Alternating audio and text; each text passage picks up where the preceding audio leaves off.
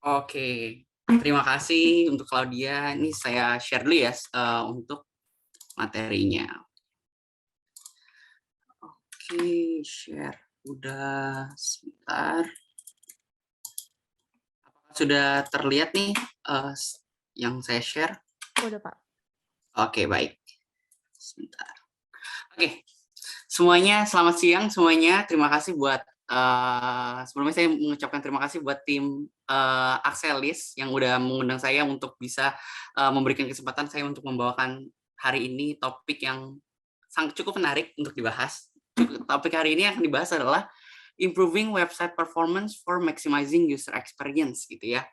Pertama kali saya mempersiapkan topik ini, pas ini saya rasa ini cukup menarik. Kenapa? Karena sekarang user experience gitu kan lagi happening banget ya, lagi banyak orang yang ngomongin tentang user experience, di mana-mana lagi ngomongin tentang user experience, user experience. Jadi saya mau coba ngambil sisi lainnya apa aja sih yang harus dibahas tentang user experience, yaitu adalah dengan mengembangkan performance.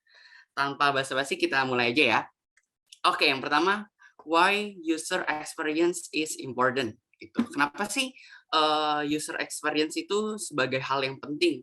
Sebenarnya nggak perlu terlalu banyak saya jelasin sih, karena tadi di sesi yang pagi sama Pak Franky udah jelasin tentang kita tuh hidup di apa namanya economy experience. Sebenarnya konsepnya sama. Jadi kita memang konsep sama tentang user experience, kalau kita bisa nge-engage sebuah customer dengan baik, itu memberikan experience dia yang baik gitu, pasti kita akan dapet hatinya mereka gitu. Dan dengan dapat hatinya mereka, kita akan lebih mudah untuk menarik mereka untuk bisa memakai website yang kita gunakan. Seperti itu. Kurang lebih seperti itu sih. Mungkin kalau dulu kita atau perusahaan atau organisasi gitu ya, fokusnya kalau bikin website itu cuman sekedar ya udahlah, yang penting websitenya itu berjalan dengan normal gitu. Yang penting ada aja deh websitenya, atau sekedar mungkin orang-orang di company itu bikin website itu sekedar ya udahlah, yang penting yang di company itu mungkin pikirnya bikin website tuh ya udah yang penting ada dah untuk company profile seperti itu ya. Tapi kalau di zaman sekarang yang udah kita tahu sekarang kita di zaman yang digitalisasi atau orang bilangnya industri 4.0 gitu ya. Mungkin paradigma seperti kita punya website untuk sekedar jalan aja itu udah nggak relevan lagi. Kenapa? Karena kita tahu sekarang pesaingnya udah banyak, yang gunain website udah banyak. Jadi nggak cuma sekedar fungsionalitas dari sebuah website aja yang dipikirin, tapi kita juga harus memberikan experience yang baik buat pengguna-pengguna website kita supaya kita bisa nge-guide mereka, dan juga dan apapun yang kita jual atau kita tawarkan di website kita itu bisa mereka beli gitu. Jadi mereka bisa menjadi konsumen dari jasa atau produk yang kita jual di website kita. Seperti itu. So that's why user experience itu penting untuk kita kembangkan di website kita. Oke, next-nya adalah sebentar. Nah, ini adalah benefit dari memiliki good user experience. Nah, di sini cuma saya masukin 5. Kenapa 5? Ini adalah yang menurut saya penting. Jadi walaupun itu sebenarnya banyak banget sih apa sih keuntungan punya user experience yang bagus di website kita. Yang pertama adalah improve brand engagement gitu ya. Ini yang tadi di sesi pertama juga sama Pak Franky dijelasin, kalau kita punya user experience yang bagus, pasti engagement dari brand yang kita tawarkan pun akan bagus. Kenapa seperti itu? Karena pada saat kita menyiapkan sebuah website gitu ya, kita desain dengan bagus gitu, lalu performance-nya kita set gitu, website kita jadi nggak lemot, terus abis itu kita bikin penggunanya tuh senyaman mungkin dalam menggunakan website kita, pasti pun itu akan menjadi daya tarik tersendiri buat customer kita. Jadi customer-nya akan nyaman dalam menggunakan website yang kita develop atau kita sediakan seperti itu. So that's why dengan kita membuat user experience yang bagus itu akan meningkatkan improve dari brand engagement dari produk atau jasa yang kita tawarkan di website kita. Yang kedua adalah improve usability and ease of use. Akan meningkatkan caranya gimana sih pengguna itu menggunakan website kita akan lebih mudah seperti itu. Karena kita mendesain dari awal itu websitenya memang udah desain fokusnya kepada user. Jadi pada saat mereka pakainya itu juga akan lebih mudah. Ah, kenapa seperti itu? Soalnya fokusnya user experience itu yang tadi adalah pertamanya listen, understand, and act. Jadi pertama adalah mendengarkan, mengerti kebutuhannya, dan kita harus ber-act atau melakukan aksi dari apa sih yang dipinginin oleh user. Itu adalah poin penting dari user experience. Nah, dan apa sih instrumen yang paling penting dalam mengembangkan user experience adalah yang pertama adalah research and prototyping. Jadi ada satu namanya research sama prototyping. Nah, inilah yang bisa ngebangun good experience. Kenapa seperti itu?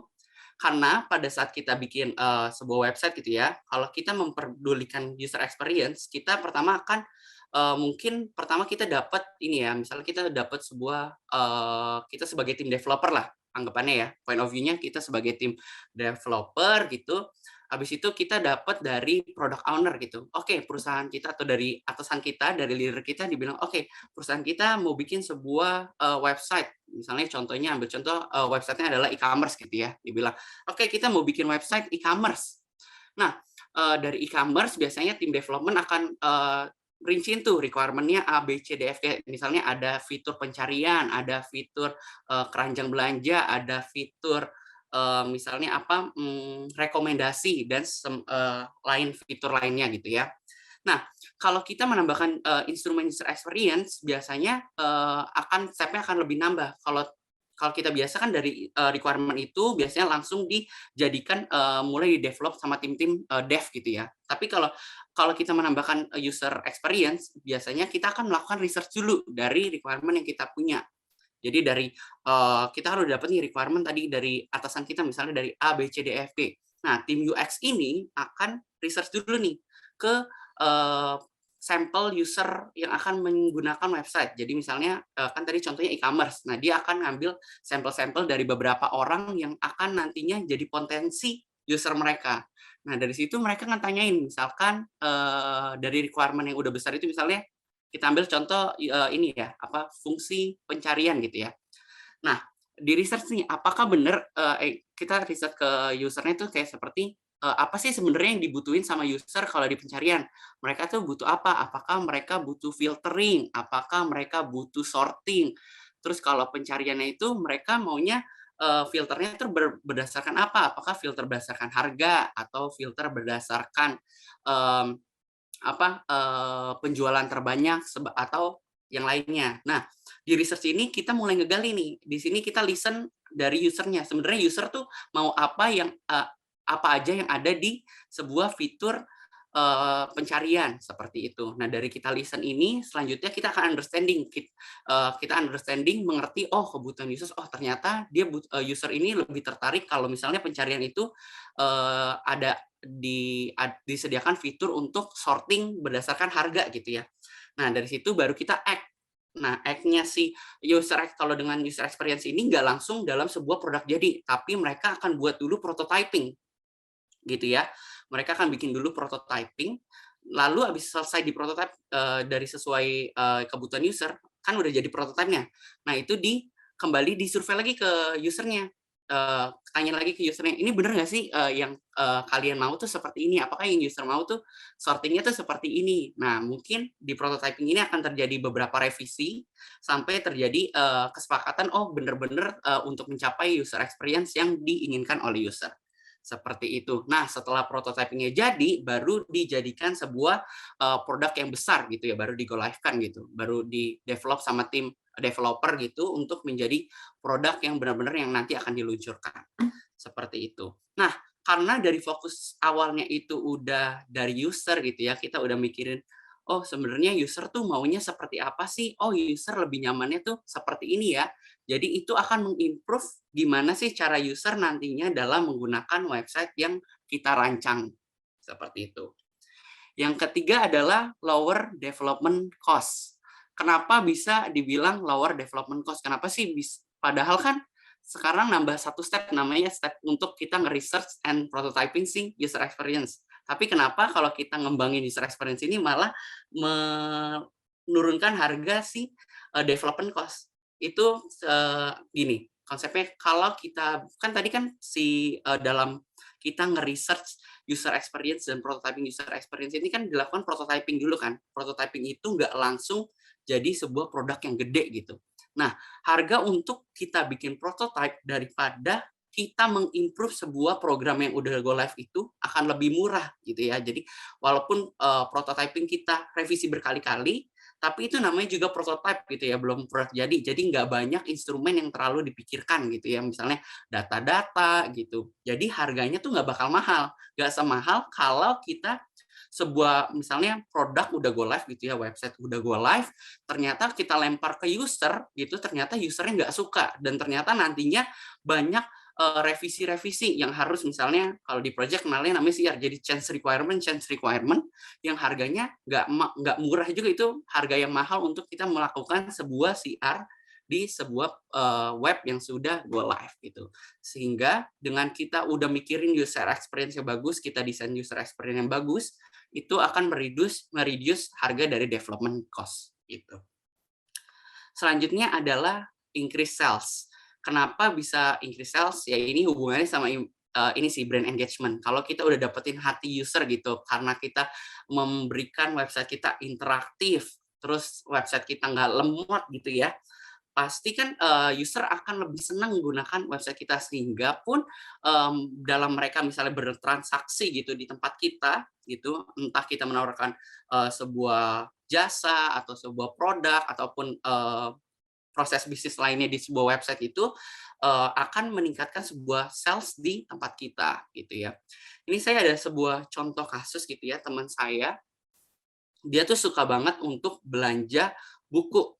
Belanja bukunya itu di toko offline gitu. Jadi salah satu toko buku yang besar di Indonesia. Nah, dia emang pemain offline store yang besar gitu. Nah, semenjak pandemi ini teman saya jadi malas untuk pergi ke mall karena pandemi karena pandemi dia jadi malas untuk pergi ke mall gitu ya. Jadi akhirnya dia coba untuk ke website online-nya si toko buku ini, kita sebutnya toko buku A lah gitu ya. Untuk sering ke toko buku A ini gitu kan ya. Akhirnya dia ke toko online-nya, dia juga nyediain website itu, akhirnya dia belanja di toko buku online si A ini di websitenya. Tapi pengalaman pengguna yang dia dapatkan atau user experience yang didapatkan ini nggak sesuai ekspektasinya dia. Jadi websitenya itu didesainnya itu lumayan old fashion, jadi kurang menarik untuk dia berinteraksi lah dalam membelinya, dan juga pada saat cari bukunya juga itu sangat susah gitu ya, sangat membingungkan. Terus selanjutnya dia juga ngerasa website itu performanya kurang baik gitu. Dan juga ada beberapa benefit yang biasanya ditawarkan di toko offline, ternyata di toko online-nya itu nggak ditawarin gitu ya. Jadi misalnya dia tuh sebuah member di toko A ini, cuman di websitenya toko A ini membernya itu nggak bisa dipakai, jadi diskonnya nggak bisa dipakai gitu. Akhirnya dia tetap beli sih buku di toko A ini di online-nya, tapi dengan experience yang cukup kecewa dia, maksudnya tidak sesuai ekspektasi dia lah, experience dia berbelanja di toko online A ini. Nah, setelah itu dia cerita sama temennya lah intinya, dan temennya itu merekomendasikan toko buku B gitu. Nah, toko buku B ini latar belakangnya dia tuh tokonya biasa aja sebenarnya, toko bukunya biasa aja di offline store-nya. Cuman dia punya sebuah website online untuk jualan bukunya dia, tapi didesainnya dengan mikirin user experience-nya bagus, interaktif, lalu nggak lemot websitenya. Website-nya simple, tapi nggak lemot dan cukup memenuhi semua kebutuhan dari user. Jadi simple but good gitu. Tapi better daripada si toko A yang old fashion tadi. Nah, akhirnya teman saya ini yang sebelumnya dari langganan toko buku A pindah ke toko buku B. Nah, kita bisa lihat di sini ini adalah sebuah pengaruh brand engagement dari sebuah website gitu ya. Bisa aja yang dulu pemain besar di toko offline tapi website-nya jelek, sedangkan toko B yang pemain kecil tapi website-nya dibuat bagus, malah pelanggan-pelanggan loyal itu pindah gitu ya. Jadi bisa dibilang website ini sebagai kalau kita punya website di zaman sekarang ini sebagai pisau bermata dua gitu ya. Antara itu bisa bikin kita websitenya itu bikin sebuah brandnya itu semakin jadi diomongin orangnya baik atau diomongin orangnya buruk gitu. Jadi seperti itu. Jadi kalau kita bisa mendesain good user experience, itu akan membantu kita untuk meningkatkan brand engagement dan juga sales yang kita punya, seperti itu. Dan yang terakhir adalah, yang terpenting adalah lower support cost. Ini hubungannya sama ease of use gitu ya. Karena, website-nya kita desain dengan lebih mudah untuk digunakan, jadi user-nya nyaman, jadi nggak, gap antara konten dan user itu semakin sedikit gitu ya. Jadi user nggak perlu nanya-nanya lagi tuh, biasanya kan, kalau website-website yang membingungkan tuh, dia tanya customer service-nya, "Ini gimana sih cara misalnya cara daftar gimana sih? Gimana sih cara beli ini? Terus gimana sih dapat promonya?" Nah, kalau kita udah bisa bikin sebuah user experience yang bagus di website kita, itu juga akan membantu untuk menurunkan support cost daripada, web yang kita punya, seperti itu. Nah, kalau ngomongin tentang user experience ini, kita nggak ngomongin cuman sekedar tentang, mmm nggak ngomongin cuman sekedar tentang desain yang bagus, tapi kita banyak aspek yang dipikirin karena orang-orang tuh, terjebaknya, user experience itu adalah desainnya bagus, padahal UX and UI itu sebuah hal yang, berbeda gitu. Walaupun UI itu ada di instrumennya UX, tapi user experience itu lebih luas gitu intinya.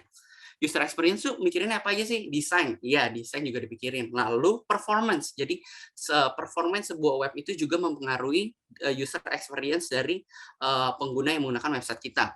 Lalu abis itu fitur yang ditawarkan itu juga masuk ke user experience. Nah, pada materi ini saya akan fokus ke performance-nya ya. Jadi ini ada sebuah research, performance itu matters loh di user experience. Ini adalah research yang dilakukan oleh salah satu e-commerce gitu ya. Ini saya ambil artikelnya, hasil research-nya bilang kayak gini, 47 konsumen berharap web page itu di-load 2 second atau lebih cepat dari 2 second. Ini PR banget ya buat kita tim development, gimana kita harus ini ekspektasi mereka, gimana kita bisa ngedevelop sebuah website yang punya performance 2 detik aja bisa ke-load, gitu ya. Di mana misalnya website kita tuh emang, misalnya emang banyak kontennya gitu kan, ada beberapa emang misalnya, website untuk menampilkan konten-konten gambar, gimana caranya kita harus menampilkan, 2 second gitu udah tampil semua gitu. Ini jadi sebuah PR kita atau tantangan kita untuk, menampilkan ekspektasi dari mereka. Selanjutnya adalah research-nya adalah bilang kayak gini, 40 orang akan meninggalkan website kalau, website-nya itu nge-load-nya 3 second atau lebih gitu, lebih dari 3 second gitu. Nah, kalau tadi kan baru ekspektasinya, dia kepinginnya website-nya cepet itu di-load-nya 2 second atau lebih lambat. Nah, makin ke sini poinnya makin bahaya nih. Dia bilang malah kalau 40% orang bakal ninggalin website kalau website-nya itu lemot banget sampai, di-load-nya lebih dari 3 second gitu. Nah ini jadi bagi kita nih teman-teman yang punya website yang di-load-nya lebih dari 3 second nih kita harus berpikir, "Oh ternyata ada kemungkinan loh, research-nya ada yang bilang 40% orang akan meninggalkan website yang di-load-nya lebih dari 3 second," gitu ya. Misalnya coba kita berandai-andai lah, kita punya sebuah bisnis gitu ya, lalu bisnisnya itu, expect untuk 30% itu dapat dari, keuntungan itu dapat dari offline store dan 70% itu dapat dari website gitu yang dia bangun gitu. Nah, dari 70%-nya ini kalau kita misalkan bikin website-nya itu, performance-nya nggak bagus gitu ya, ternyata, di-load-nya lebih dari 3 second. Nah, akan ada potensial loss dari 70% itu akan dikurang 40% lagi orang. Nah, itu kita bisa bayangin berapa banyak kerugian yang, potensi kerugian yang bakal dihadapi oleh organisasi atau bisnis kita, seperti itu. Lalu selanjutnya dibilang 1 second delay atau 1 second delay, 1 detik delay itu dapat menyebabkan penurunan 11% dari page view, 16% penurunan dari kepuasan pelanggan, dan 7% kekurangan dari konversi.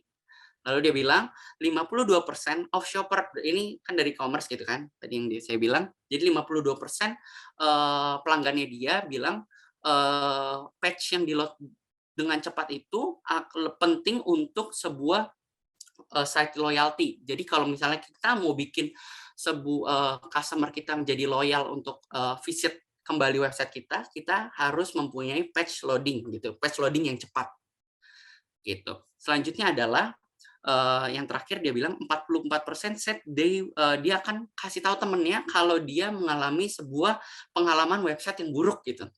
Nah, tadi kan, ini semakin bawah makin buruk ya poinnya. Jadi kan yang tadi dia bilang yang pertama cuman, ekspektasinya di-load-nya cepat. Yang kedua kalau misalnya lemot ditinggalin. Nah, makin ke bawah kalau website-nya jelek dia bakal ngomongin ke temennya gitu. Kita bayangin kalau udah ditinggalin terus dia ngomongin ke temennya, terus, temennya ngomongin ke temennya lagi. Nah, gimana brand kita akan terpengaruhi kalau kita punya performance jelek. Jadi diomongin sama orang, "Ih, coba deh website itu jelek banget, di load-nya lama banget." Nah, bayangin kalau misalnya perusahaan kita itu adalah sebuah perusahaan yang besar gitu ya, yang udah kita bangun citranya bagus-bagus gitu ya sebelum, industri, digitalisasi ini, tiba-tiba kita bikin website, ternyata website kita ini lemot dan jelek sehingga, citra yang kita bangun sebelumnya itu malah hilang gara-gara, website yang kita buat. Nah, so that's why sangat penting kita untuk memperhatikan, user experience dalam sisi performance yang ada di website kita. Karena itu dapat, mempengaruhi citra dari sebuah brand atau perusahaan, yang, di mana website itu yang mencerminkan website tersebut, gitu.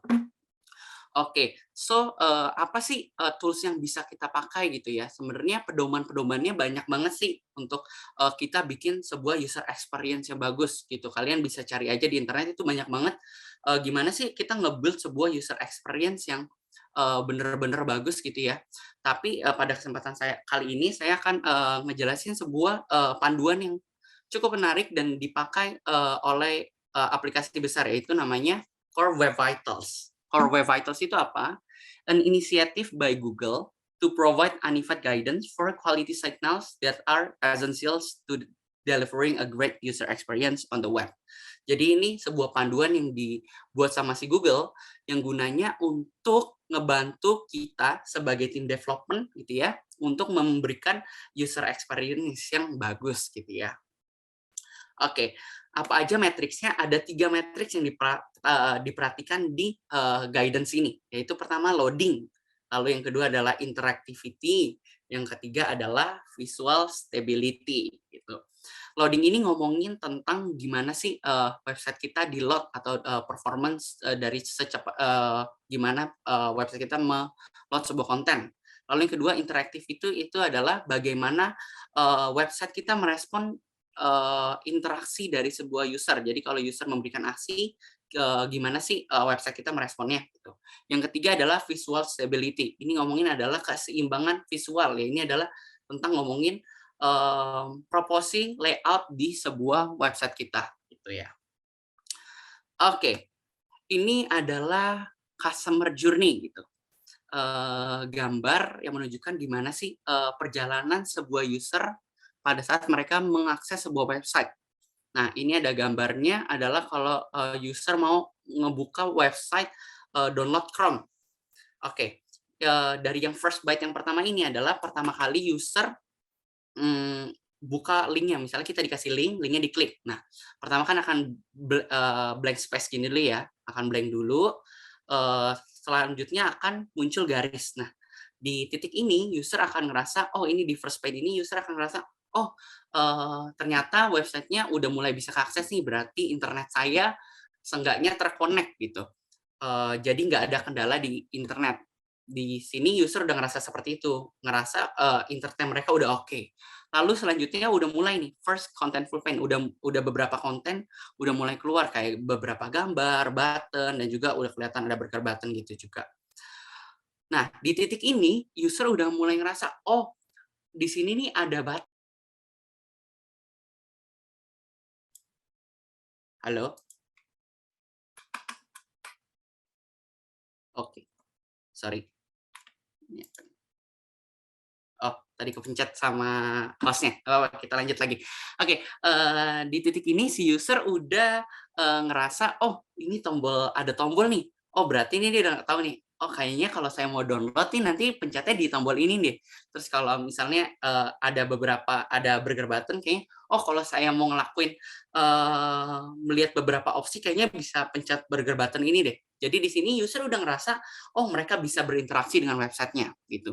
Lalu masuk ke step selanjutnya adalah di mana udah main kontennya udah di load.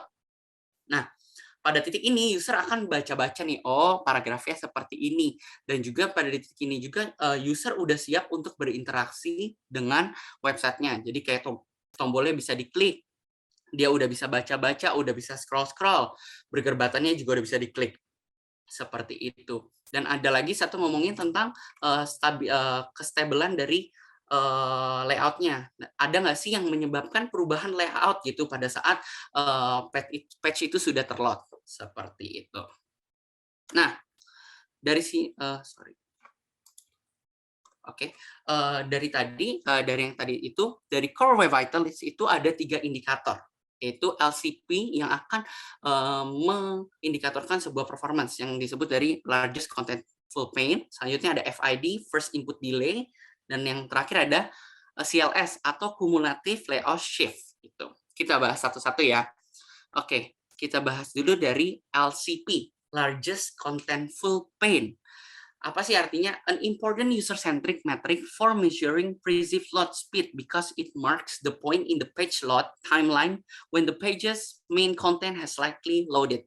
A fast LCP helps reassure the user that the page is useful.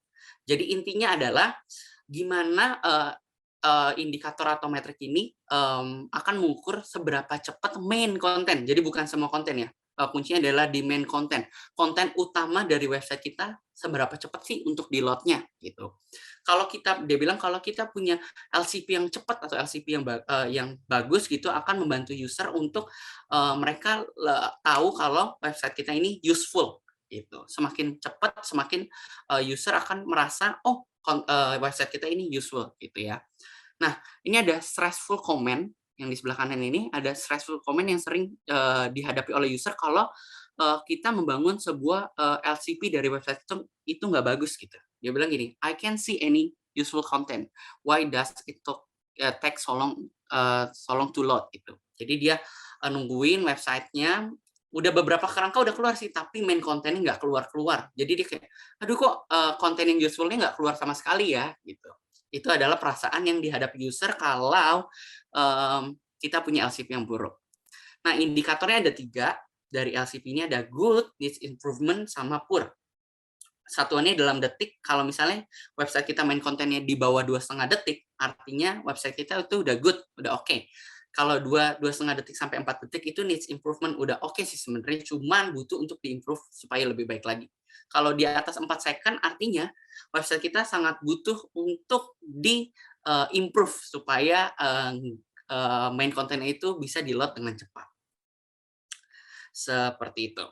Oke, ini adalah gambar yang kotak-kotak hijau ini adalah yang menunjukkan adalah kandidat LCP. Jadi ini adalah main konten dari sebuah website. Ini contoh gambarnya aja sih. Oke, ini adalah type of element yang disebut LCP. Jadi LCP itu cuman main konten. Tapi karena ini yang dibuat kan Google. Google ini cuman menentukan si LCP ini dihitungnya oleh 5 instrumen ini, baru 5. Jadi yang pertama adalah image element. IMG elements, lalu ini HTML ya, IMG elements, terus image element inside an SVG elements, lalu video elements, tapi bukan videonya yang dilihat, tapi adalah a thumbnail dari video tersebut, lalu an element with a background image loaded via the URL function. Ini kalau di CSS kita mau nge-load sebuah background gitu kan pakai URL, nah itu juga dihitung. Lalu habis itu block level element containing text notes or inline level text element children. Jadi ini kalau kita punya span, punya div yang isinya paragraf gitu, itu juga dihitung. Nah, sampai sekarang ini sih Google cuma fokusnya sama 5 elemen ini. Jadi yang kayak elemen kayak videonya gitu belum dimasukin dalam perhitungan LCP. Karena Google masih merasa elemen-elemen inilah yang sebenarnya jadi konten utama dari sebuah website. Jadi hanya inilah yang diukur. Seperti itu. Oke. Nah, kenapa sih kita punya website yang LCP-nya lemot gitu, main konten itu sangat lemot untuk di load gitu ya. Nah, yang pertama adalah slow server response time. Simply, server kita lemot gitu. Server lemot tuh bisa kenapa? Pertama, speknya nggak sesuai gitu. Pertama, speknya nggak sesuai. Yang misalnya kita punya server gitu ya, yang visitornya itu sekitar 200.000 orang, tapi kita bikin spek servernya itu yang karena mau spek coba-coba kita cuman kasih yang visitornya itu cukup 50.000 lah intinya.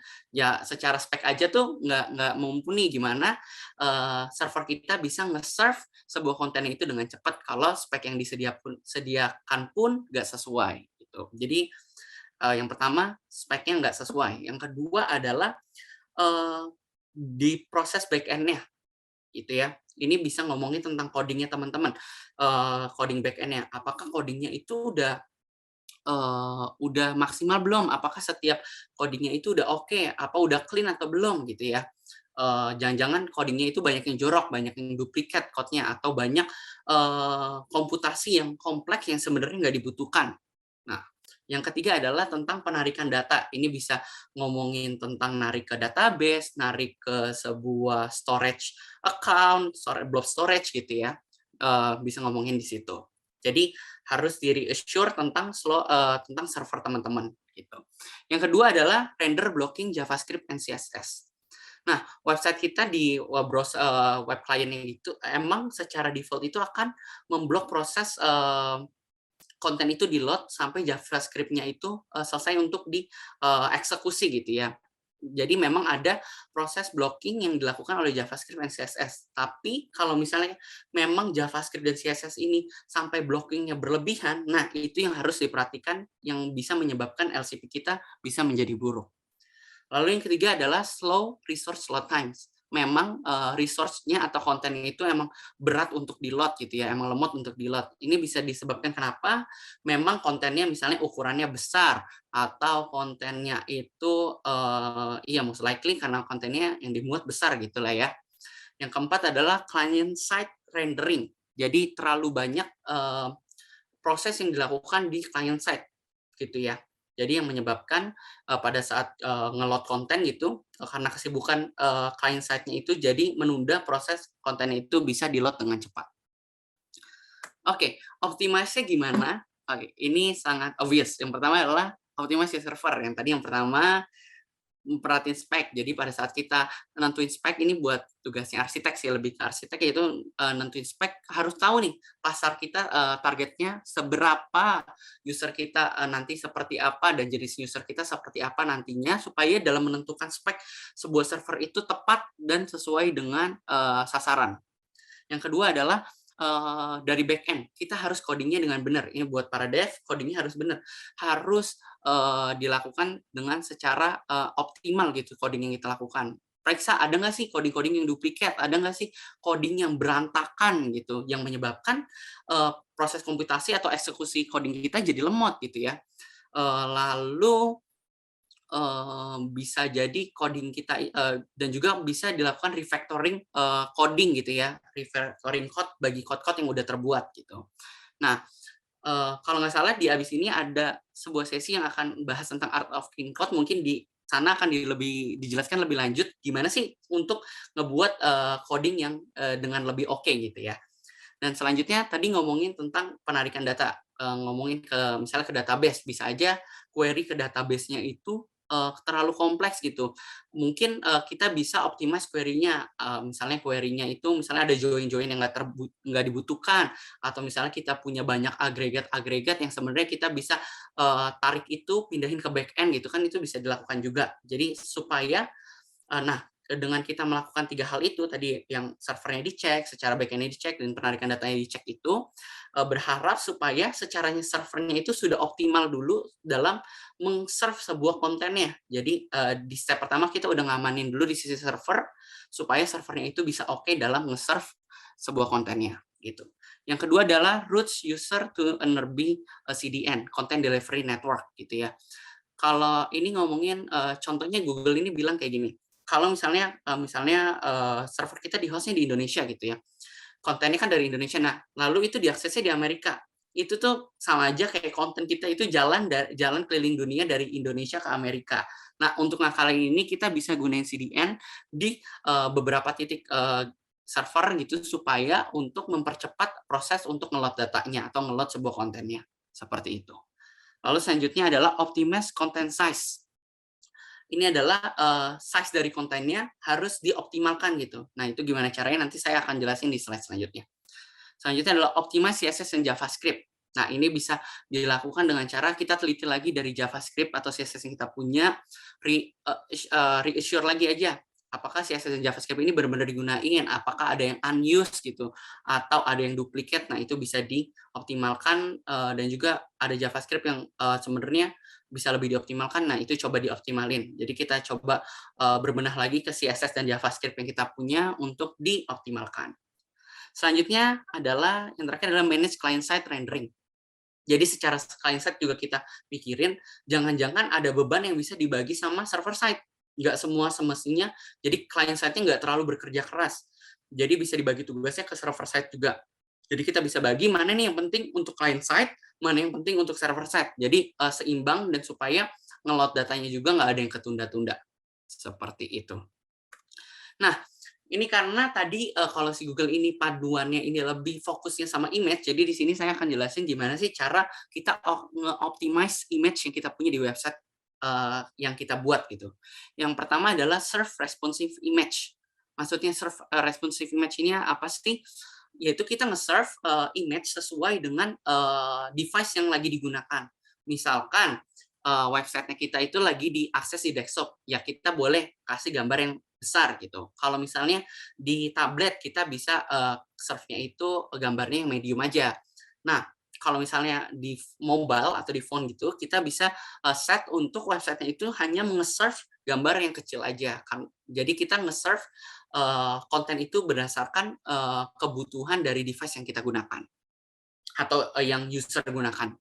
Nah, itu bisa diakalin dengan menggunakan strset dan media queries gitu ya untuk di HTML-nya. Lalu yang kedua adalah compress image gitu kan. Gitu ya. Biasanya masalahnya ini juga masalah kendala yang sering dihadapi oleh website-website yang lemot. Jadi biasanya image-nya itu image raw. Jadi kayak image yang dari foto langsung dimasukin ke web gitu. Kan biasanya kalau image dari kamera langsung apalagi pakai kamera profesional gitu ya, ukurannya itu besar bisa sampai 30 let's say 30 MB, 50 MB, 20 MB gitulah ya. Angkanya cukup besar apalagi raw foto gitu ya. Dan misalkan itu langsung kita lempar mentah-mentah ke website kita. Nah, untuk nge-load 30 MB itu kan butuh waktu dan 30 MB itu angka yang besar. Nah, kalau kita nge-load-nya selama itu, kalau nge-load-nya filenya besar, otomatis performance dari website kita akan menurun. Nah, ngakalinnya gimana? Caranya adalah compress image kita. Compress-nya itu juga ada batasannya, jangan sampai image yang kita compress itu jelek, jadi kita sampai kualitas yang cukup aja gitu, nggak jelek image-nya, nggak yang terlalu pixelated gitu, tapi image-nya juga cukup enak untuk dan nyaman untuk dilihat oleh user seperti itu. Jadi kita harus bijak dalam mengkompres image kita. Yang selanjutnya adalah kita bisa gunain next gen image format. Next gen image format itu adalah JPEG 2000, JPEG XR atau WP. Biasanya kalau website-website tuh masih banyak banget yang sekarang pakainya JPEG, PNG. Nah, dengan kita pakai use next gen image format ini, ukurannya akan lebih kecil. Seperti itu. Selanjutnya adalah kita bisa optimize image kita dengan proses ngelotnya, yaitu dengan cara ngelotnya pakai lazy loading. Maksudnya lazy loading ini apa? Jadi misalkan kita punya banyak image gitu ya, image-nya itu nggak langsung di load di awal secara bersamaan di awal gitu, semuanya di load gitu. Tapi kita ngelot image-nya itu sesuai dengan kebutuhan. Pada saat image-nya itu baru dibutuhkan, image itu baru di load. Seperti itu. Ntar contohnya ada juga kok. Nah, ini adalah contoh dari SCRC, RCset, dan media queries gitu. Ini yang kiri ada source set.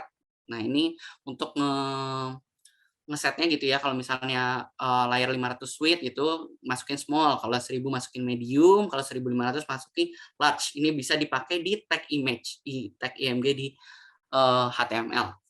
Lalu bisa juga selanjutnya pakai media queries. Ini buat background image gitu ya.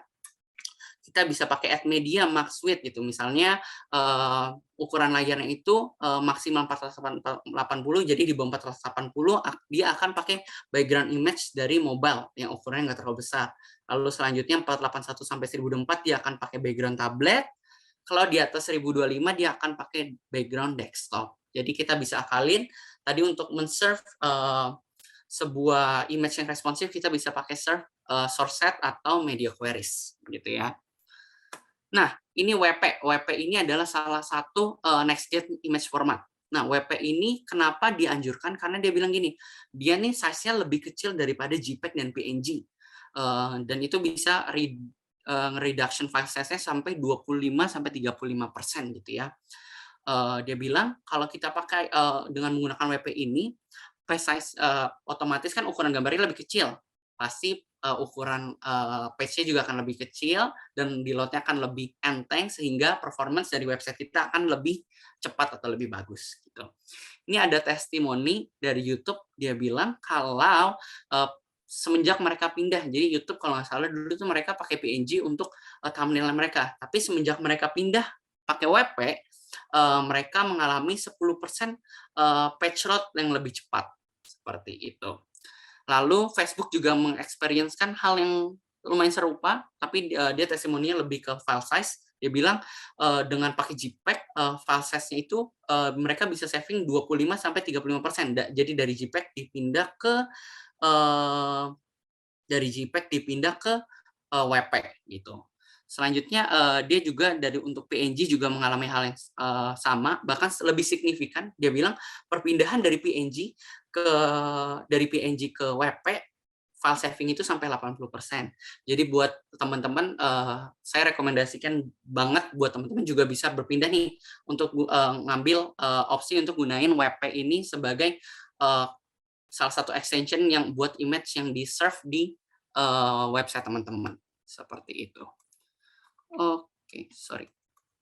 Oke, ini adalah tentang lazy loading tadi ya. Tadi kan saya bilang kalau kita punya image banyak, image itu nggak langsung di-load di semuanya. Nah, ini kita lihat dari networknya ya. Misalkan kita, nah pada saat di-scroll itu, image itu baru di-load. Jadi pada saat first load-nya itu nggak semua image-nya di-load, tapi dia baru di-load pada saat image-nya dibutuhkan. Jadi pada saat di-scroll, barulah di image itu baru di-load gitu, sehingga akan mempercepat juga ketimbang kita nge-load langsung 20 image langsung, ini dia akan pecah-pecah menjadi persatuan image seperti itu. Oke, next. Nah, ini kita udah masuk ke indikator yang kedua, FID, First Input Delay. First Input Delay ini dia bilang a core vital metric that captures a user first impression of a site's interactivity and responsiveness. It measures the time from when a user first interacts with a page to time when the browser is actually able to respond to that interaction. Jadi intinya gampangnya ini adalah metrik yang diukur pada saat website kita berinteraksi sama user. Jadi misalnya user klik button, nah dari user klik button sampai dia tampilin itulah yang diukur gitu. Seberapa cepat user merespon dari interaksi user. Nah, stressful comment yang sering dihadapi adalah I can click anything, oh snap, it just work after a decade. Ini maksudnya gimana? Jadi dia ngeklik sebuah button, dia klik, kok nggak ada respon dari websitenya nggak berubah apa-apa gitu kan.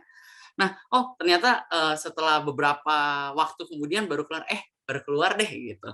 Itu adalah stressful comment yang dihadapi oleh user kalau kita punya FID yang buruk. Sama nih, kita indikatornya ada good, needs improvement, dan poor juga. Sama-sama perhitungannya juga masih dalam waktu detik, tapi bukan second. Perhitungannya millisecond. Kalau di atas lebih cepat dari 100 millisecond artinya udah bagus, 100-300 itu artinya butuh untuk di-improve, kalau di atas 300 millisecond artinya buruk, sangat butuh untuk diperbaiki websitenya. Oke, ini adalah contoh dari FID ngitungnya gimana. Nah, dari dia pencet sampai interaksinya keluar. Nah, ini adalah contoh matriks FID ini dihitung. Seperti itu. Oke, ini adalah masalahnya. The most common cause of a poor FID is heavy JavaScript execution. Masalah utamanya adalah JavaScript kita dieksekusinya berat. Itu adalah masalah utamanya. Jadi, obvious solution adalah ya kita optimize JavaScript-nya. Nah, cara optimize JavaScript gimana? Yang pertama adalah remove unused JavaScript. Ini kita harus emang, kita sebagai developer harus cek lagi nih, balik ke JavaScript-nya kita bongkar lagi JavaScript-nya. Sebenarnya ada nggak sih JavaScript yang bisa dibuang gitu? Yang pertama, kategorinya ya emang bener-bener nggak digunain JavaScript-nya. Yang kedua, JavaScript-nya itu duplikat. Duplikatnya maksudnya dalam hal gini, udah ada versi 1 sama versi 1.1 gitu ya. Nah, ya udah yang versi satunya sebenarnya kita buang aja karena toh yang kepake versi yang terbaru 1.1. Jadi kita coba cek lagi ada nggak sih beberapa script yang punya yang sama tapi versinya berbeda. Nah, versi-versi yang jadulnya tuh boleh dihapus-hapusin aja. Karena semakin sedikit script yang kita punya, pasti ngeloadnya pun pada saat preloadnya pun akan lebih cepat dan itu akan berpengaruh sama performance dari website kita. Lalu yang ketiga adalah cek jangan-jangan ada versi yang minify dan nggak minify di JavaScript kita gitu ya. Jadi kalau kita masih ada versi misalnya script yang biasa, misalnya ada Bootstrap lah, kita punya script Bootstrap yang satu Bootstrap min. Yang Bootstrap yang biasanya itu dihapus saja karena ukuran si Bootstrap min ini lebih kecil dan kegunaannya pun sama gitu. Nah, yang selanjutnya adalah minify JavaScript. Ini yang tadi saya bilang .min itu. Jadi sebenarnya isinya sama, isinya minify sama nggak minify itu sebenarnya sama, cuman minify itu isinya itu lebih disederhanakan. Jadi cukup untuk dibaca oleh sistem. Jadi mungkin kalau orang kita sebagai dev bacanya rada sulit, tapi untuk sistem itu lebih udah cukup lah untuk digunakan gitu. Oke, selanjutnya bisa different axing, habis itu ada bisa gunain web broker untuk maximize dari website kita gitu ya. Nah, ini adalah breakup long task ini maksudnya apa? Breakup long task ini adalah kalau kita punya JavaScript yang panjang gitu, coba kita cek lagi, bisa nggak sih sebenarnya JavaScript itu dipecah-pecah, lalu JavaScript itu kita cari sebenarnya JavaScript-nya ini ternyata setelah kita pecah-pecah, oh ternyata JavaScript-nya harus di-load di awal kok, bisa aja JavaScript-nya itu ditunda dulu, atau JavaScript-nya itu dilakukan secara async. Jadi maksudnya async itu adalah bisa dijalankan paralel, seperti itu. Lalu solusi selanjutnya juga kita bisa pakai web broker untuk mempercepat, membantu kita dalam preload sebuah JavaScript yang kita punya, seperti itu. Nah, ini adalah contoh minify. Nah, ini CSS dan JS. Sebenarnya sama aja konsepnya. Kalau ini yang kiri adalah sebelum di minify, jadi ada enter-enternya. Nah, setelah di minify itu akan lebih disederhanakan. Jadi kayak enter-enter yang ada itu dihilangkan, jadi cukup bisa dibaca oleh sistem. Nah, dengan kita pakai yang minify ini sebenarnya ukurannya lebih kecil, dan ini juga sebenarnya udah sangat direkomendasikan untuk kita gunain script CSS dan JS yang sudah di minify. Nah, cara minify-nya gimana? Udah banyak online tools yang kita bisa gunain untuk meminify CSS dan JS. Oke, dan indikator yang ketiga adalah CLS, Cumulative Layout Shift. Ini maksudnya apa? Indikator ini lebih mengukur layout shift. Jadi kalau kita punya sebuah patch, seberapa besar perubahan yang terjadi di patch kita. Nah, itu yang diukur dari si CLS ini. Nah, stressful comment-nya, I was about to click that, why did it move?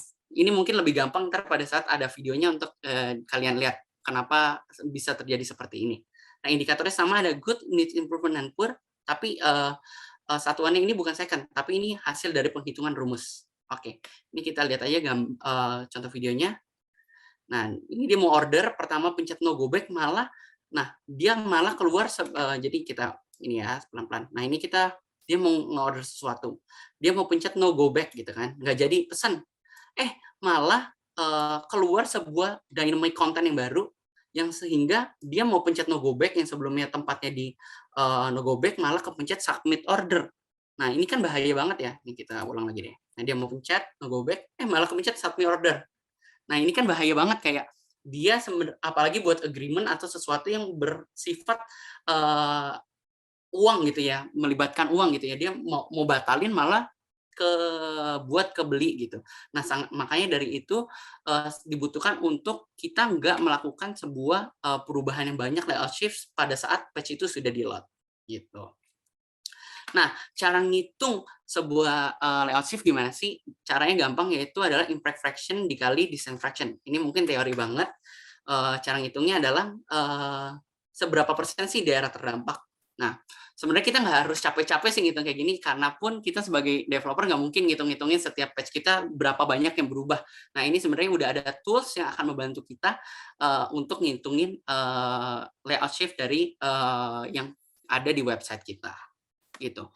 Nah, apa sih yang nyebabin CLS kita jadi buruk? Yang pertama adalah kita punya image tapi nggak di set dimensionnya. Jadi image-nya itu bisa berubah-berubah ukurannya. Nah, itu nggak boleh ya. Jadi kita harus punya image yang udah di set dimensionnya. Nggak bisa kita setnya langsung pakai pixel, ataupun kalau emang image kita mau bikin responsif, kita bisa pakai gunainnya persen gitu. Lalu selanjutnya kalau kita di website kita menyediakan ads, embeds, and iframe gitu, bisa juga gak di set dimensinya, itu juga nggak boleh. Kita harus ngeset ads, embeds, dan iframe yang kita punya. Selanjutnya adalah dynamic content kita diinjek kita punya sebuah konten yang diinjek secara dynamic. Nah, ini sebenarnya bukannya nggak boleh, tapi kita harus maintain gitu. Jangan sampai dynamic konten yang kita injek ini menyebabkan layout shift yang besar. Selanjutnya adalah tentang web font. Kalau kita punya web font ini harus dilakukan preload. Jadi kita harus preload web font yang kita punya itu, supaya nggak terjadi flash out unstyled text atau flash invisible text. Oke, ini adalah contoh image yang nggak dikasih dimension.